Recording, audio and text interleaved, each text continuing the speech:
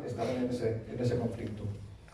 Como curiosidad, el comandante Rivas Nadal, para llamar a sus capitanes, como no tenía redes para todos, pues con el conetín de órdenes tenía que tocar llamadas oficiales para que fueran ahí a recibir las instrucciones. Capitán Jáuregui, que siempre lo verán con las gafas de sol, porque le faltaba un ojo, perdió un ojo en la batalla de Teruel. Eso es otra de las curiosidades, ¿no? Si vemos las cosas desde el prisma de estos años, ¿no? De los reconocimientos médicos que pasamos los militares siempre para estar listos para las misiones, pues bueno, pues al capitán Jáuregui le faltaba un ojo y ahí estaba, mandando la compañía que iba a vanguardia. Esta es una foto de Echera real, nos viene bien para ver geográficamente, y que es muy distinto a lo que hemos visto en los orígenes, en el documental, que veíamos la zona del Rif. Pues esto es un río seco de aproximadamente 2 kilómetros. Eso es desierto, es el Sáhara. Esto va desde el Aaiún hacia el oasis de Echera, que estaba hacia el este, ¿no? ¿Qué ocurre ese día 13 de enero, tal día como hoy hace 65 años? Pues esa columna que va avanzando, iba primero la segunda compañía, el teniente Gambolino a vanguardia, pues les han tendido una emboscada. El enemigo sabía que iban a pasar por ahí, les estaban esperando, y lo que ocurre es que les fijan por el fuego, lo rodean. El comandante arriba se da cuenta de que es una trampa, es una emboscada, intenta mandar una sección a salvar a Jáuregui y a sus hombres que están ahí muriendo. Esa sección estaba al mando del brigada Fadrique. El brigada Fadrique lo intenta salvar a Jáuregui y esa segunda compañía no lo consigue porque ya están rodeados, y al final pues decide, para que no muera también esa sección, decide dar la orden de que esa sección retroceda. Y para proteger esa retirada, decide él inmolarse, quedarse ahí protegiendo esa retirada, pide un voluntario. El caballero legionario Madelán Oleaga es voluntario, y Fadrique y Madelán Oleaga, aquí los vemos, el brigada Fadrique, Madelán Oleaga, se sacrifican para que la sección se repliegue. La sección, cuando se repliegue y cuenta lo que ha pasado ahí, está relatado en varios libros cómo les escuchan dar los últimos vivas a España y viva la Legión antes de morir, protegiendo esa retirada de sus compañeros. Y pues bueno, ganaron las dos últimas laureadas de San Fernando, que se ganaron y que tiene la Legión, individuales. Yo creo que el combate de Echera es el combate legionario por antonomasia, creo yo. Si repasamos los espíritus del credo legionario, en este combate, en este día, todo el día combatiendo, se cumplen todos los espíritus del credo legionario. Se cumple a rajatabla. Y bueno, no podemos saber el enemigo cuántos murieron, porque ellos por la noche recogieron los cadáveres, por la noche huyeron. Ellos los legionarios no lo sabían, habían preparado un contraataque para mañana, 14 de enero, pero bueno, ellos esa noche recogieron los cadáveres, se fueron. No podemos saber cuántos enemigos murieron, pero sí podemos saber el precio de sangre que ese día pagó España. Fueron más de 40 los legionarios que murieron ese día, en un solo día. Fueron más de 60 los legionarios que fueron heridos ese día. Y por eso ese día estaba yo en Almería recordando el combate de Echera, por eso estaba aquí el guión del Regimiento 21. A mí esta foto yo creo que es un símbolo, una imagen, ¿no? Se dice eso, que una imagen vale más que mil palabras, es verdad. Una imagen de ese carácter integrador de la Legión.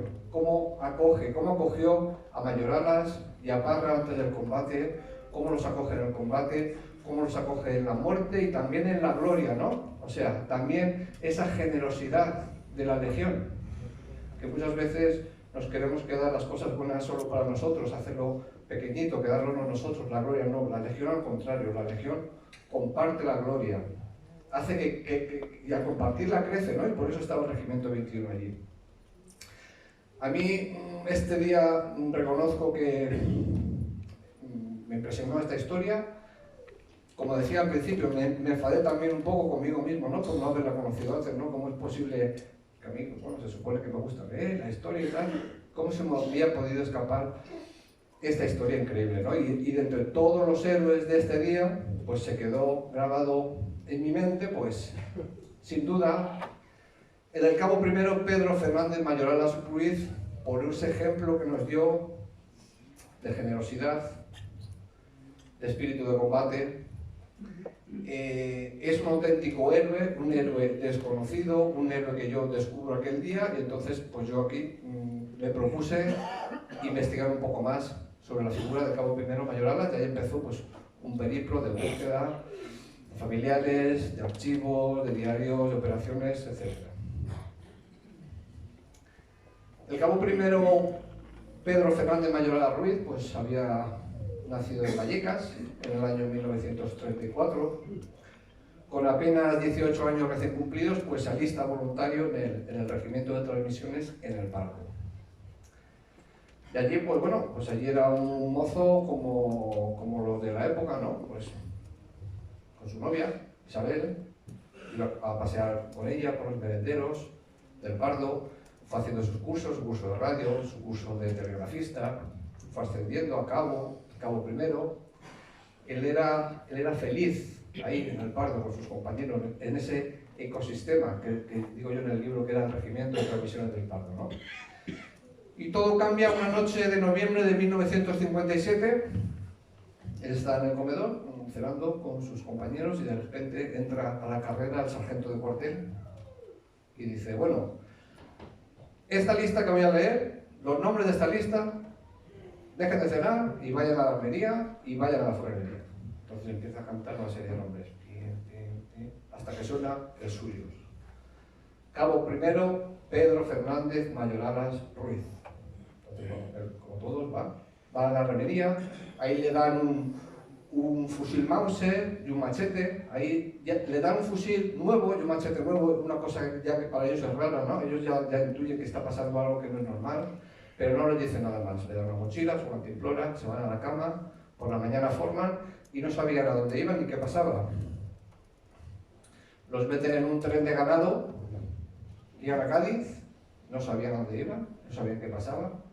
En Cádiz los embarcan en un buque de transporte de frutas, no sabían dónde iban, otra vez, llegan a Las Palmas, y en Las Palmas al final están unos días hasta que el misterio se desvanece y aparece en el Ayun. El 14 de noviembre de 1957 desembarcan en el Ayun. Y entonces Pedro y esa compañía de transmisiones expedicionaria, de repente, muy rápido, en pocos días, descubre el calor asfixiante por el día del desierto, el frío de la noche, el sueño, tenía que estar teniendo constantemente la radio, las plagas de langostas, de insectos, descubren el hambre, descubren la sed, la falta de agua, ¿no? Como salía en el documental también, descubren el miedo, descubren la guerra al fin y al cabo, ¿no? Y si echamos cuentas, es en 10 días, desde que entras el sargento a la carrera diciendo ir a por el fusil, a cuando están aquí han pasado 10 días. En 10 días han pasado de estar paseando con su novia, con Isabel, por los merenderos del Pardo, a estar en la guerra. Y todo eso lo van a poder sobrellevar con camaradería, ¿no? O sea, como suele decirse, hay pocas cosas que unan más que una guerra, pues bueno, ellos se unen en esa adversidad. Yo seguí estudiando Mayoralas, a la compañía de transmisiones del Pardo, y ya llega un momento en que yo me doy cuenta que ya no estoy estudiando solo por conocer, sino que de alguna manera tenía la necesidad de contarlo, ¿no? De contar la vida de Mayoralas y de esta compañía. Yo siempre había tenido la ilusión de escribir un libro, pero bueno, sí, llevaba tiempo escribiendo artículos y tal, pero no encontraba esa idea motivadora, ¿no? Que te obliga por las noches a abrir el portátil y ponerte a escribir y tal, porque es un esfuerzo, ¿no? Pero bueno, llegó, yo lo noté y dije, bueno, pues ya voy teniendo una edad, ¿no? Si me hace mucho ya, pues digo, venga, hay que escribir el libro y me puse. Estamos hablando de principios del 2020. Ya se asomaba por ahí otra fecha, que era octubre de 2022, en el que el Regimiento de Transmisiones 21, que es donde yo estaba destinado, iba a cumplir su 150 aniversario, ¿no? Entonces, bueno, pues pensé, ¿no? Dije, bueno, pues si se me ha escapado esta historia, entre comillas, ¿no? De Mayoralas, que no conocía, ¿cuántas más historias puede haber en un regimiento tan grande, tan importante, con 150 años, que ha estado en tantas campañas? ¿Cuántas más historias como estas puede haber? ¿Cuántos más Mayoralas puede haber, no? Esa es la pregunta que me hice. ¿Cuántos más puede haber? Seguramente hay más, ¿no? Y entonces, bueno, decidí quitarme el uniforme, decidí ponerme el traje de arqueólogo de las pequeñas historias, de las pequeñas vidas, pero esas pequeñas historias que son las que hacen grande la historia de una unidad. Y seleccioné 24 vidas, es decir, el libro es un libro de no ficción, personajes reales, historias reales, está un poco novelado, pero todo es de no ficción. Y elegí 24 personas. Entonces, bueno, el arma del 21 es eso, hay una historia, un hilo conductor, que es la de Mayoralas, a quien yo llamo el Eterno, a todos los personajes les puse un sobrenombre, lo que más me transmitía ese personaje, el Eterno, en 9 partes, y luego estas 24 otras vidas, pues entre el Eterno 1 y 2, entre las partes, hay como, voy metiendo 3 pequeñas biografías. A veces digo que es como si estamos viendo una película y de repente pues vienen los anuncios y sigue la película, y vienen los anuncios y sigue la película, pero al final el lector se va a dar cuenta que de alguna manera esa historia principal del Eterno y esos pequeños anuncios son lo mismo, ¿no? Son parte de la película. También para animar a la gente que le da a lo mejor pereza enfrentarse a un libro, es un libro que, bueno, siempre se puede coger, eso sí, la del Eterno hay que leerla seguida, ¿no? Del 1 al 9 hay que leerla así. Pero bueno, como hay historias, hay un poco de todo. Hay hombres y mujeres, hay generales y soldados, hay militares del siglo XIX, del siglo XX y del siglo XXI. No son los mejores ni los más importantes, es decir, podrá venir otro a escribir un libro del Regimiento 21, elegirá otros personajes y estará igual de bien. Estos personajes son los que a mí me han transmitido algo, no estamos hablando de un regimiento de transmisiones, pues yo necesitaba eso, que a mí me transmitieran algo para poder transmitirlo al lector, para poder hacer de alguna manera de portavoz de estas personas que no están aquí. No me va a dar tiempo, obviamente, a repasar, ya hemos hablado un poco de Mayoralas, no me va a dar tiempo de hablar de estos 24 personajes, he seleccionado algunas vidas para que vean un ejemplo de qué tipo de personas, de protagonistas se van a poder encontrar en el libro. Ángel Murillo, el mártir. Ángel Murillo fue el primer caído en acto de servicio del Regimiento de Transmisiones 21, es decir, cuando contaba que iba buscando historia con ese traje de arqueólogo figurado, ¿no? Pues ahí están en la sala histórica del 21 más de 500 caídos en acto de servicio, y ahí está el primero. Ángel Murillo Figuero, un joven telegrafista, muere en acto de servicio en 1874, defendiendo en el sitio de Portugalete, que estaba rodeado por las tropas carlistas. Una bala de cañón le arranca la pierna y muere, ¿no? Y bueno, pues yo creo que era importante, no podemos saber el nombre de 500 personas, pero sí, al menos el primer caído en acto de servicio, que fue Ángel Murillo. Julio Cervera, el conquistador. El conquistador que quería ser inventor, y de hecho fue inventó muchas cosas. Inventó la telegrafía sin hilos, inventó el primer mando a distancia, inventó hasta la UNED, la educación a distancia, la trajo de la España, inventó muchas cosas. Pero yo en el libro cuento la historia sorprendente de cómo Julio Cervera, él solo, conquista el Sáhara para España, casi de casualidad. Él estaba haciendo una expedición científica y los líderes saharauis ya habían llegado al convencimiento de que tarde o temprano iban a salir a Polonia, que los iban a invadir, pues ya sería o Francia, Reino Unido o Alemania, y ellos preferían ser súbditos de la corona española porque sabían que la corona española trataba mejor a sus colonias. Entonces está Julio Cervera haciendo sus mediciones y van allí, oiga, usted español, mire, que nos queremos entregar a la corona española, ¿no? Y en el libro reflexiono eso, ¿no? Que muchas veces nos queremos o pensamos que tenemos un destino, un camino en la vida, como él, que quería ser inventor, y luego la historia o la suerte o la providencia o lo que sea nos tiene reservado otro camino, como Julio Cervera. María Cristina, la primera. María Cristina de Habsburgo fue la segunda mujer de Alfonso XII, ¿no?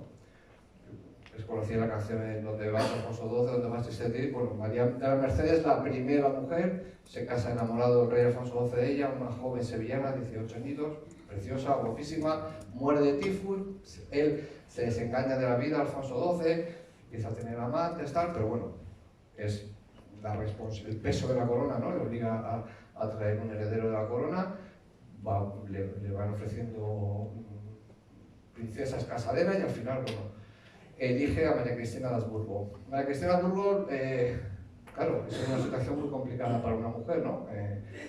No tenía el amor de su esposo, tampoco tenía el amor al principio de su pueblo, ¿no? Por lo que decía, ella es una reina que viene de Centro Europa.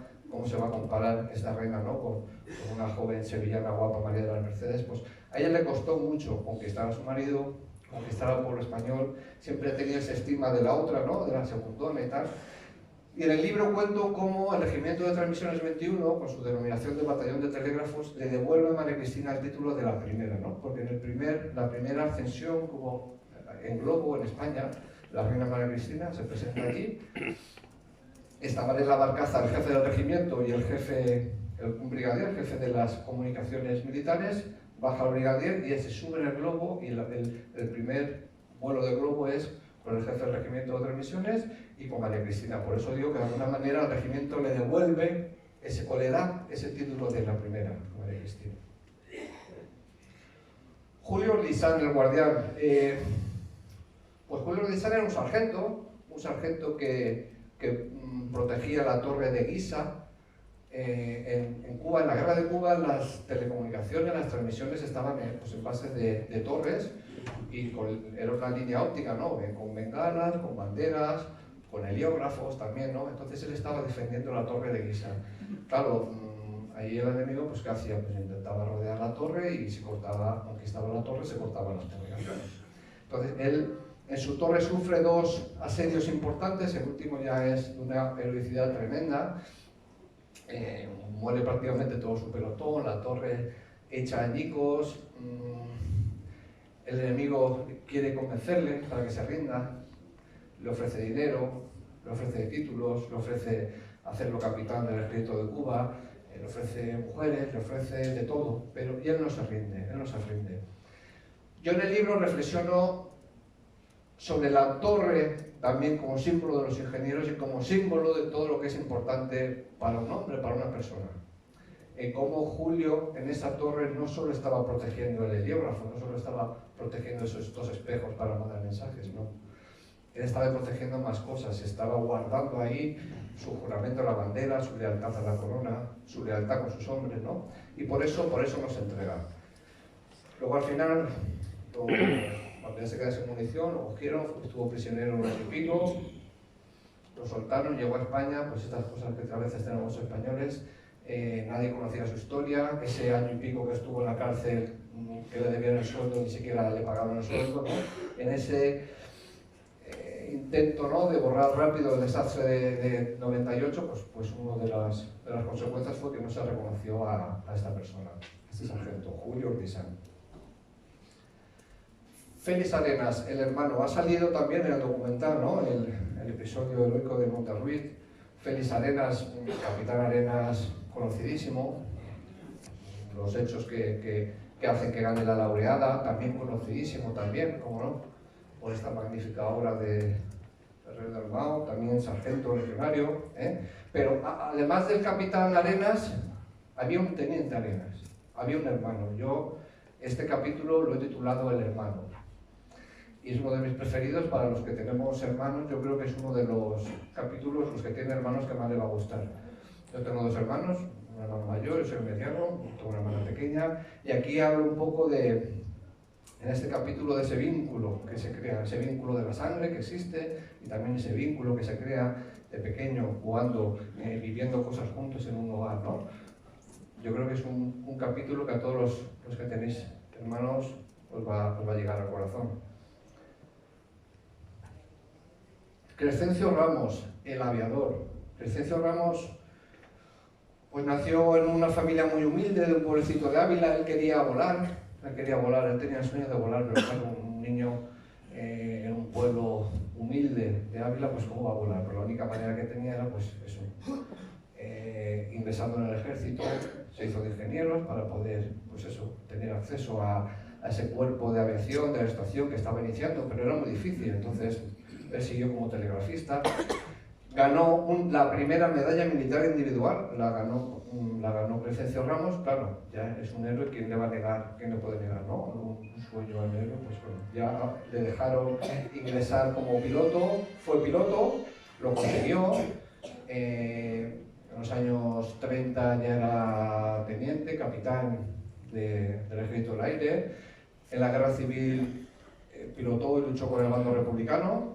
Al perder la guerra se tiene que exiliar, se va a Rusia, una situación muy difícil, se gana la vida dando clases como profesor, luego se tiene que ganar la vida precisamente en Ucrania en una fábrica de zapatos, ¿no? Lo pasa mal, y al final, bueno, a finales de los años 80 volvió a España, se le restituyó su título, se le dio el rango de coronel del Ejército del Aire y falleció en los años 90. Y bueno, yo aquí hablo de los sueños, ¿no? De lo importante que es perseguir los sueños, como Crescencio Ramos, que lo consiguió, el de volar.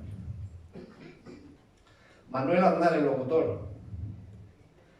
Yo creo que todo el mundo le recuerda a algún político, ¿no? Está claro, ¿no? Si estamos pensando, están pensando en algún político, Aznar, efectivamente, han acertado. Manuel Aznar es el padre del presidente José María Aznar.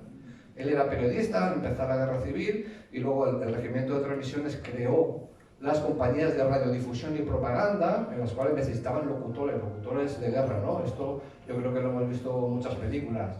El altavoz de las trincheras, ¿verdad? Y luego cuando tomaban una ciudad, pues los locutores de guerra iban corriendo a los estudios de radio, pues a poner las marchas militares o el parte de guerra o a dar las consignas que tuvieran que dar. Bueno, pues otra historia curiosa que aparece en el libro, Manuel Aznar, el locutor.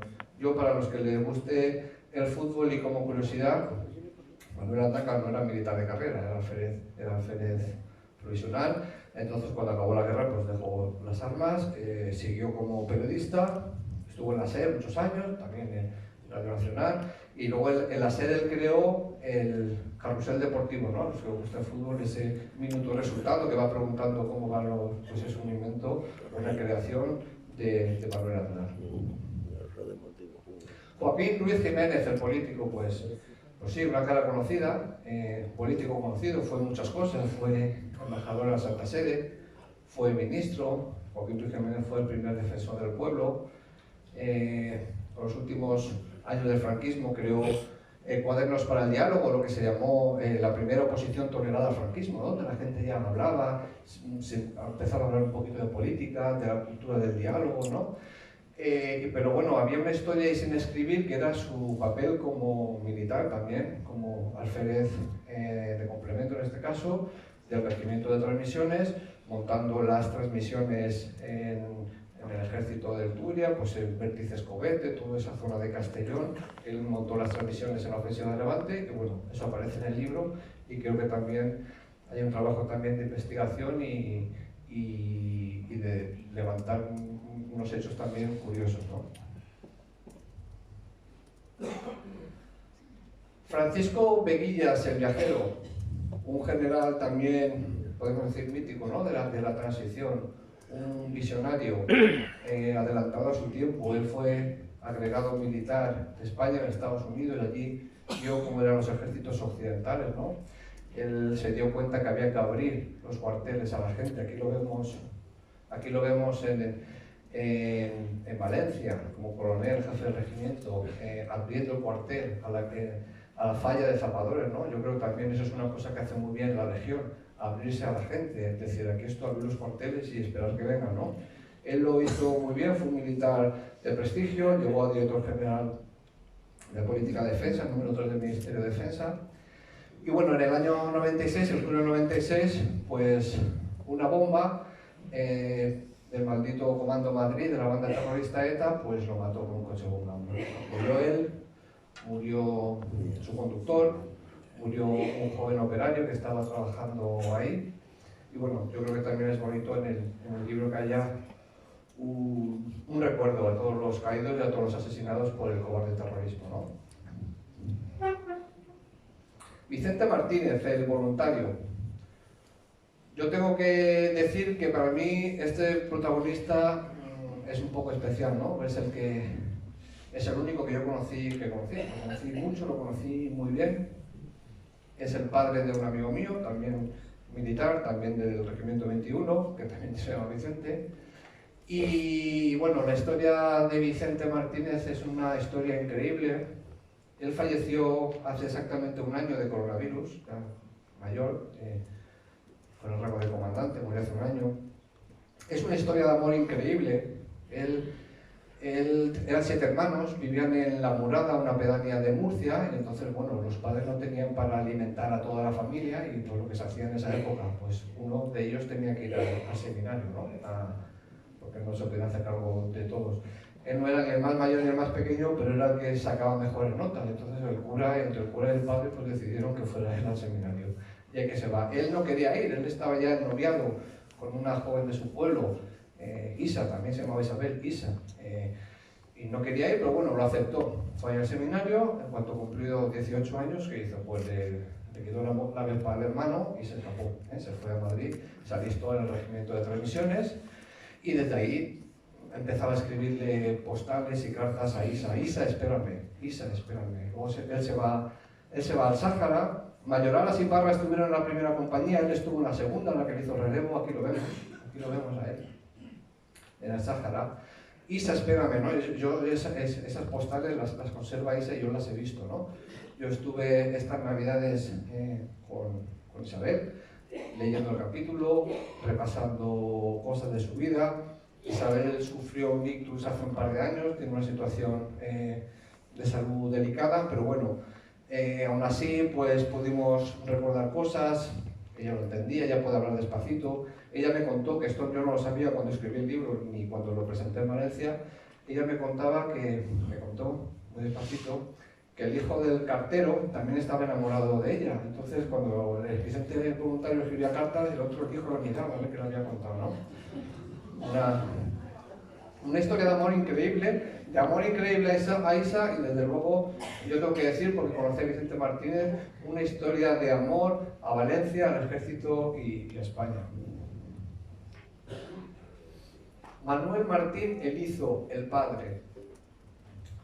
Bueno, yo cuando iba ahí a la sala histórica, buscando vidas, buscando esos otros mayoralas, ¿no? Un día vi, bueno, ahí están los nombres de todos los caídos en el servicio, y entonces ponía 9 de enero de 1981, Sargento Manuel Martín Elizo, Leganés. Claro, a ver qué puede podido pasar en Leganés el 81 para que sea acto de servicio, pues un accidente, lo que sea uno. Entonces hice lo que todo buen investigador o mal investigador hace, que es lo primero que hace, ir a Google, ¿no? Venga, Google, bien, Manuel tal, nada, y eso es lo único que apareció, esta es la única entrada que apareció. Un sargento del ejército de tierra muerto al intentar evitar un atraco. Y en esa pequeña noticia, pues al final, ponía que su pueblo natal, El Torno, en Cáceres, le iba a poner una calle. Y eso es lo que tenía, yo no tenía más, pues estuve a punto de desechar esta historia. Pero bueno, eso que tienes ahí un rum que dices, vamos a ver qué sale de aquí. Y seguí haciendo búsqueda, ¿no? Por Google. Y entonces encontré que en el entorno de Cáceres, en ese pueblo, hay una avenida que se llama Avenida Manuel Martín. Y en la Avenida Manuel Martín hay una tienda que se llama Muebles Elizo Sociedad Limitada. Y dije yo, aquí hay muchas señales. Entonces, pues nada. Escribí un correo a la tienda, mire, soy el tienda donde está. Estuve investigando, me gustaría tal, yo no sé si usted tiene algo que ver con el sargento tal, pues nada. Su prima segunda, Manoli, me contesta, es decir, que es ella, tal, no sé qué, y ya empezamos a intercambiar los correos, y entonces me cuenta que su hija, porque cuando matan a Manuel en el atentado, tiene una hija de un añito y estaba embarazada su mujer, su hija se había hecho militar. Y me da el nombre, Elena Martín Álvarez, ¿no? Entonces, claro, ya a buscarla, ¿no? A investigar ahí, ¿dónde puede estar? Por la fecha y por todo, pues encuentro una dirección de correo, le escribo, lo mismo, oye, mira, Elena, no, soy teniente con el tal, no sé qué. Entonces ella, pues, Ella luego me contó, ella es militar, es soldado, él trabaja en logística y iba con un camión de una cisterna y dice, cuando vio el correo de un tete con él se asustó y paró ahí y dijo, alguna liaba, ¿no? Y paró ahí y tal. Nos llamamos, yo luego hablé muchas veces con ella porque fue muy generosa, ella como muchos familiares me han ayudado a escribir este libro, hablé con ella muchas veces, muchos correos, pero yo recuerdo perfectamente la primera vez que hablé con ella por teléfono, la primera vez que hablé con ella, o sea, ella estaba muy emocionada, y ella me dijo que no conocía a su padre, bueno, tenía un añito, no lo recordaba, no recordaba a su padre. Ella se hizo militar y ella me dijo que cuando cantamos, o cuando ella cantaba La muerte no es el final, en el acto a los caídos, ella se lo cantaba a su padre. Ella se lo cantaba a su padre, ¿no? A mí esa frase me impresionó. Esa frase lo cuento en el capítulo que hablo de Manuel Martín. En el capítulo cuento y escribo, porque lo creo también, que su padre canta con ella, que es cuando ella canta con su padre canta con ella.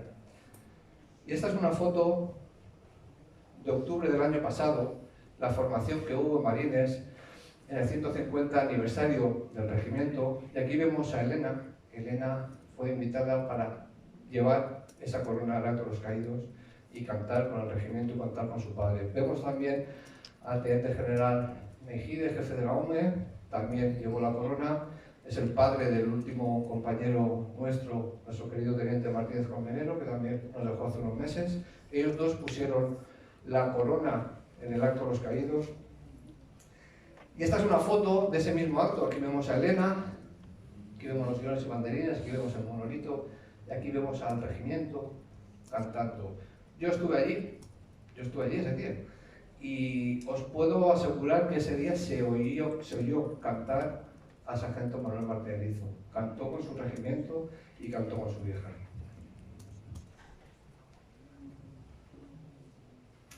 José Embé, el informático. En el accidente del Yakolev 42, en mayo del 2003, hubo 6 militares del Regimiento de Transmisiones 21 que murieron ese día. El tema del Yakolev 42 es un tema complicado, con algunas cicatrices.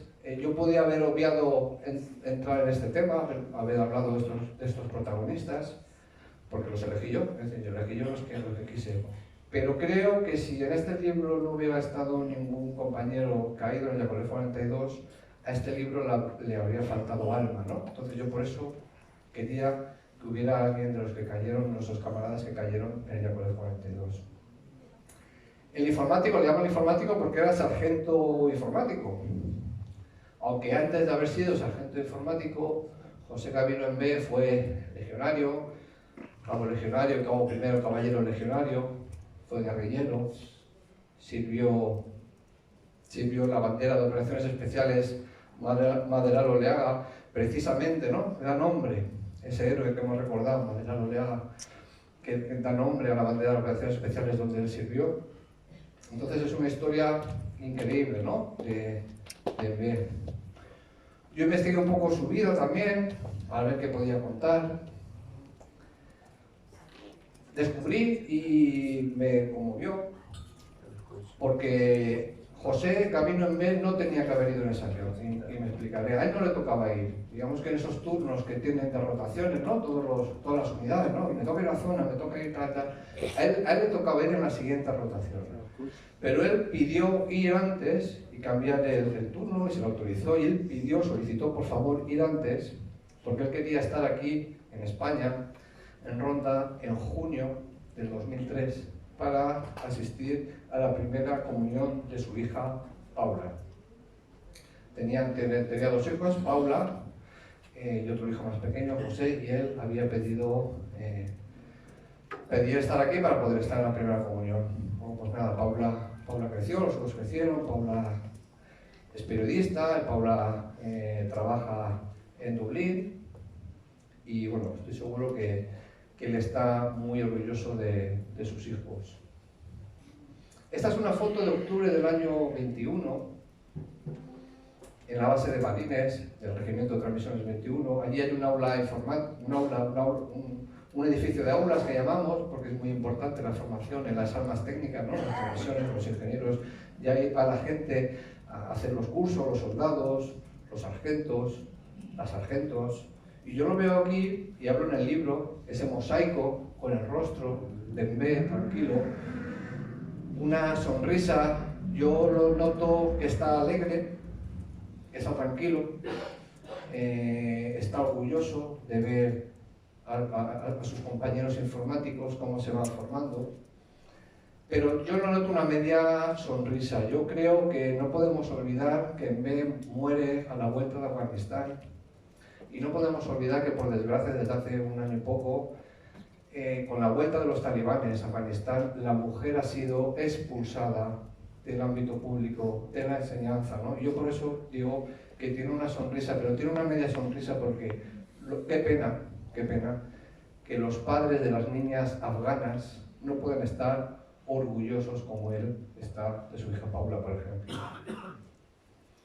Yo cuando acabé el libro, pues busqué a Paula, le mandé un libro, a los pocos días le escribí un correo una noche y al día siguiente, en muy pocas horas, ya me había contestado. Quiero poner lo que me escribió Paula. Yo siempre dudo cuando presento libros si ponerlo o no ponerlo, porque como empieza hablando de tu maravilloso libro, me da un poco de reparo. Pero al final siempre lo pongo porque creo que me gusta pensar que con este capítulo, de alguna manera, se ha podido cerrar una herida muy dolorosa, ¿no? de la familia de Mbé. Vamos a leerlo. Yo le pedí a mi hermana, antes os contaba que tiene una hermana, pero bueno, le pido a mi hermana que lo grabe, ¿no? Así yo también descanso un poco la voz, le damos un toque más emotivo, nos podemos poner más en el papel de Paula diciéndolo, y es no he tocado nada del correo, no he querido seleccionar nada, es la lectura del correo que me envió Paula. Hola, Juanjo. Ya tengo tu maravilloso libro entre mis manos. No he podido esperar para leerlo entero y me he ido directamente al capítulo de mi padre. Qué palabras tan bonitas, qué delicadeza y con qué cariño está narrado ese capítulo. No te voy a engañar, ahora mismo te escribo este email secándome las lágrimas, no de tristeza, sino de orgullo. Qué bonito ver la historia de mi padre y a su vez cómo has vinculado también la mía a él. Cómo con tus palabras he sentido que mi padre estaría muy orgulloso de todo lo que hice. No tengo palabras para agradecerte este homenaje a él. Tanto mi madre, mi hermano y yo te damos las gracias por contar su historia, pero sobre todo por el cariño y respeto con el que lo narras. Deseo que este libro tenga mucho éxito y que estas historias de desconocidos para algunos lleguen a muchos corazones. Es un auténtico placer tener tu libro. Ya tiene asignado un sitio protagonista en mi casa donde sin duda desde Irlanda me encargaré de que la gente conozca este maravilloso ejemplar. Muchas gracias por tus palabras, respeto y cariño. Un saludo y un abrazo muy grande.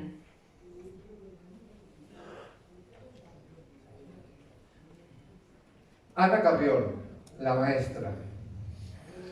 Este capítulo comienza con una frase. Comienza con educar es un acto de amor y el capítulo termina con la misma frase, educar es un acto de amor.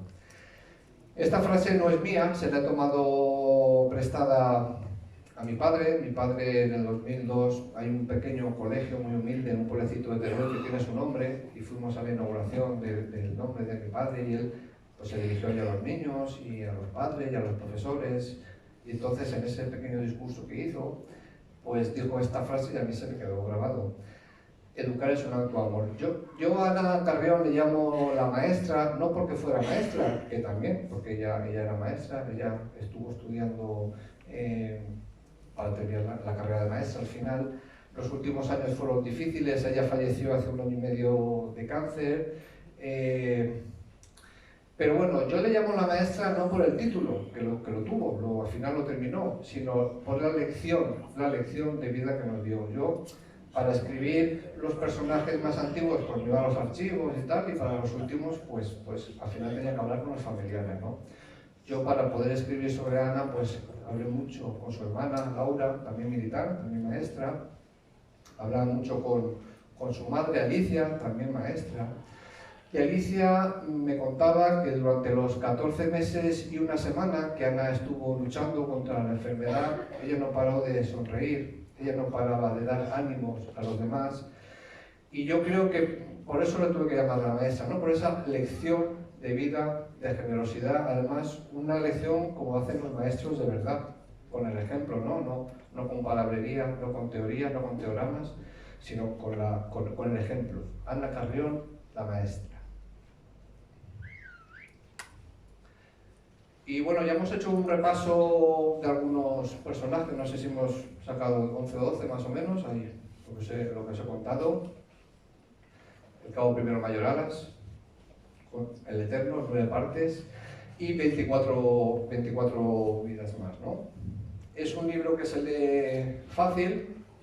Para mí es muy importante estar hoy aquí en Almería. También estar un 13 de enero, ¿no? Que ha sido también casualidad o no, que hoy 13 de enero, exactamente 65 años después exactamente del combate de Chela, hoy estamos aquí hablando de esto. Es un libro que yo lo he escrito para que la gente lo lea, para eso lo he escrito. Quiero agradecer a todo el mundo que lo lee, a toda la gente que me escribe, a toda la gente que también que lo compra, ¿no? Yo los derechos de autor los he donado a Cáritas, por eso pues os animo a que lo compren, que lo lean, que lo disfruten, que se emocionen con estas historias. Quiero dar las gracias desde luego a la Legión, porque para mí es un honor estar hoy aquí presentándolo. Es un momento, como decía, que no olvidaré nunca. También al Ayuntamiento de Almería por haberme invitado. Agradecimiento a todo el mundo que me escribe. Los militares nos encontramos rápido, ¿no? Porque por el OnePG enseguida te encuentran y te escriben, pero hay mucha gente que lo lee y escribe a la editorial y me lo mandan, y creo que es un libro que de verdad emociona. Quiero dar las gracias también a Sonia, mi mujer, que está aquí, a mis hijas. Quiero dar las gracias al coronel Lupiani. El coronel Lupiani yo creo que es una de las personas que más ha creído y ha apoyado en esta obra. Ha sido jefe del Regimiento de Transmisiones 21 y para mí también es un honor que esté hoy aquí conmigo. Y yo quería terminar un poco. Esta es la luna, porque ahora con esta maravilla de internet podemos saber muchas cosas. Esta es la luna que brillaba en el Ayun hace 65 años. Una luna de cuarto menguante. Lo digo porque por la hora que es ahora, seguramente a estas horas, pues desde luego ya había muerto el capitán Jáuregui, Fadrique había muerto, Andrea Loleaga había muerto. Ahora mismo estarían llegando los refuerzos que se mandaron desde el Ayun, estarían llegando los refuerzos, esa segunda compañía de la Cuarta Bandera que también se mandó para allá. Ahora mismo habría muchos legionarios que estarían muriendo, seguramente, entregando su alma a Dios. Seguramente muchos estarían mordiendo el Mauser, ¿no? Para no gritar de dolor, para que no lo descubrieran, porque no sabían qué estaba pasando allí. El enemigo ya se había replegado, pero ellos no lo sabían, ellos no sabían si estaban rodeados o no. Y yo creo que de alguna manera esta luna, a través de esta luna, podemos mirarla y podemos ver ahí el reflejo de lo que hace 65 años atrás estaba ocurriendo ahora mismo. Y que 65 años después estemos hoy aquí recordándolos y recordándolos mañana, por supuesto, en el acto oficial, en el acto de Chela, yo creo que es muy importante. Es muy importante y muy bonito, y como he dicho, y no me cansaré de decirlo, es un momento que yo no olvidaré nunca. Ya vamos a acabar. Quiero leer una carta inédita que escribió el Cabo Primero Parra, Cabo Primero Mayoralas, iba a Vanguardia, Cabo Primero Parra, el radio del comandante Rivas. Cabo Primero Parra continuó su carrera militar, llegó a comandante, falleció hace pocos años. Y en el año 2003 él escribió una carta a un periodista, Antonio Herrero Andreu, que muchos conocerán porque escribe también a veces en Ceuta, el Faro de Ceuta, y también en más diarios, y le relata, son 8 o 9 páginas, relatando todo lo que él recuerda del combate de Chela. Y al final, la última parte de la página, cuenta como 7 años después del combate, es decir, 7 años después del combate, lo destinan otra vez a Parra, a El Ayun, y él un día, pues, va él solo a donde había sido el combate, ¿no? No lo pone en la carta, yo interpreto, o me da la sensación como que de alguna manera se está buscando a Mayoralas, ¿no? No sé si físicamente o espiritualmente él hace esa búsqueda de ir 7 años después. Así que eso, para leerlo bien, voy a subirme aquí arriba y lo voy a leer. Es la parte final de este relato que hace, ¿no? De esta carta.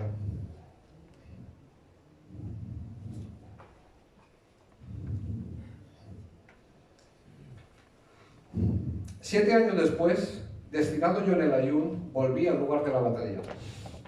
Recorrí a pie varios centenares de metros buscando algo que ni yo mismo sabía.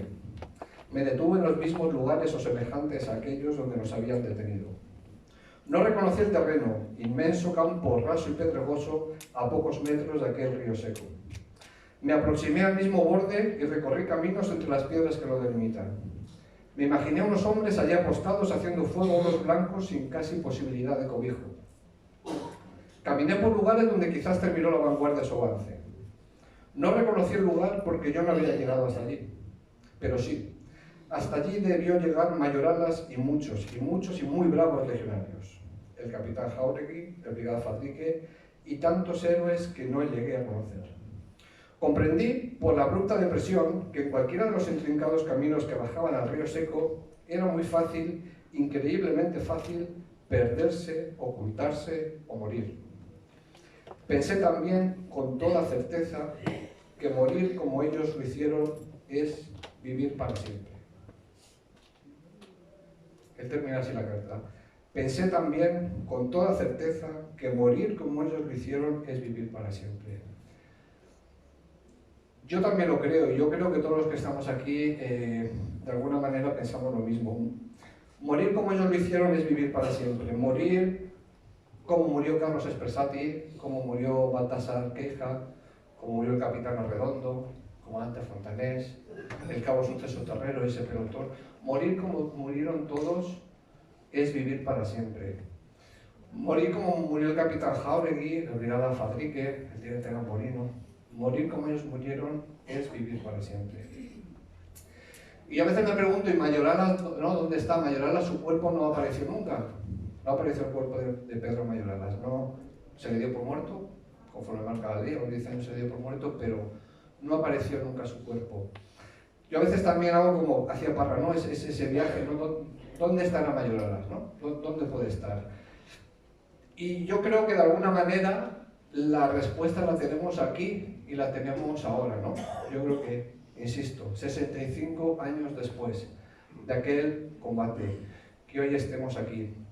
Que hoy estemos aquí, y hay que decirlo, hablando de Mayoralas, por la generosidad de la Legión. La Legión, cuando hablaba que cumplió el credo legionario a rajatabla, aquí veo el espíritu de compañerismo, de no abandonar a los caídos, de no abandonar a nadie. La Legión no abandonó a Mayoralas, la Legión lo acogió. Él vivió y murió como un legionario, ¿no? Ese sentimiento legionario, ser legionario, que es una actitud ante la vida y ante la muerte. Y Mayoralas, ¿dónde está? Pues yo creo que está hoy aquí. Hoy está aquí como están todos los héroes que murieron en Etxera, como los que nos precedieron en el Regimiento de Transmisiones 21. Mayoralas está aquí porque Mayoralas es el alma del 21.